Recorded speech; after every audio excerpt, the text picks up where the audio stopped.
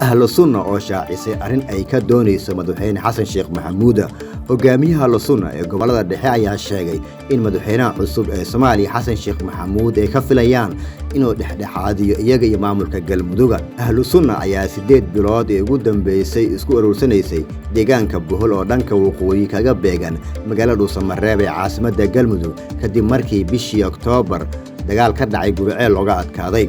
ilo ku dhow hogaamiyaha guud ee ahlu sunna wal jameeca macallin maxamuud sheekh xasan faarax ayaa sheegay in filla Soomaaliya ay ka doonayaan inay ka soo qayb geliso dadaalada nabadeynta iyo dib u heshiisiinta si xal looga gaaro xurgufaha kala dhaxeeya madaxtooyada galmudug.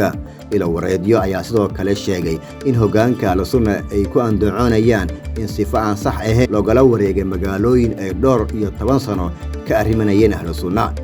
madaxa arrimaha siyaasadda ee ahlu sunna cabdisalaan aadan xuseen ayaa toddobaadkii hore sheegay inaanay iyagu cidina weerar ku ahayn balse ay diidan yihiin shirqooladii ay u maleegeen sida uu yiri madaxweynihii hore ee Soomaaliya Maxamed Cabdullaahi Farmaajo. madaxweyne xasan sheekh maxamuud ayaa xilligii uu madaxweynaha sideedaad ahaa waxay dawladdiisu xiriir wanaagsan lahayd hogaanka ahlu sunna inkastoo mararka qaarkood ay isqaban jireen. madaxweyne xasan sheekh maxamuud oo habeenkii Khamiistii ka hadlay xarunta madaxtooyada galmudug ee Dhuusamareeb ayaa madaxda iyo bulshada reer galmudug kula dardaarmay inay ka digtoonaadaan khilaafaad dhexdooda qulubtan ay isu furaan oo ay gacmaha isqabsadaan si horumar buuxa uga hirgalo deegaanada nolol wanaagsan ay ugu abuuraan ubadkooda. si kastaba ha ahaatee baaqa ahlu sunna ee xilligan ayaa ah in la heshiisiyo hogaanka galmudug hal meelna lagaga soo horjeeso dagaalka ay kula jiraan al-shabaab. xasan sheekh ayaa wado la tashiyo baaxad leh oo ku saabsan qofka uu soo xulayo inuu noqdo ra'iisul wasaaraha Soomaaliya kaas oo ka imaanaya beesha daarooda.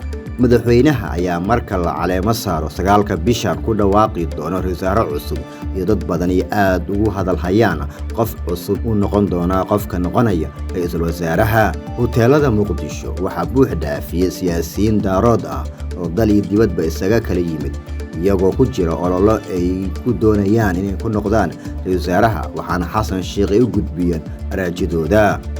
xasan sheekh ayaa socdaal ku tagay koonfur galbeed ee galmudug isagoo ka baaqsaday inuu tago Hirshabeelle, Puntland iyo Jubbaland waxaana uu safarkiisu ahaa midkii ugu horeeyay uga baxo caasimadda tan iyo doorashadii dhacday 15 bishan la soo dhaafay May.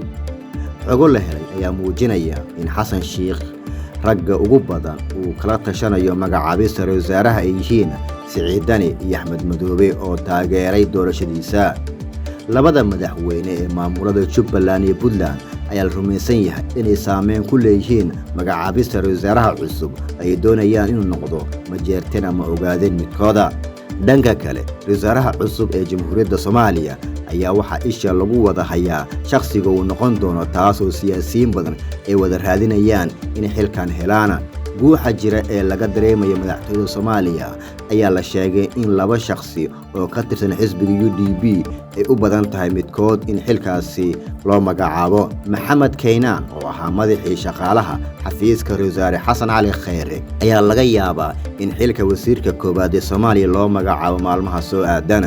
dhanka kale waxaa isna dab yarshidi doonin oo jagadani ay macquul tahay in loo magacaabo Guule Saalax Barre oo ahaa gudoomiyihii guddiga doorashooyinka Puntland ayaa isna macquul ah xilkan in loo magacaabo. madaxweyne xasan sheekh maxamuud ayaa waxaa laga sugayaa inuu kala shaandhayn ku samayn doono liiska siyaasiyiin isku sharaxay xilka ra'iisul wasaaraha cusub ee Soomaaliya.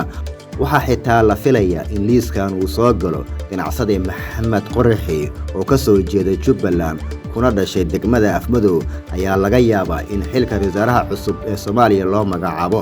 labadan siyaasi ee ka soo jeeda Puntland ee Guuleed iyo Keenaan ayaa waxaa diidan midkoodna in la magacaabo madaxweynaha maamulka Puntland Siciid Cabdullaahi Dani sida xogaha aan ku helayno.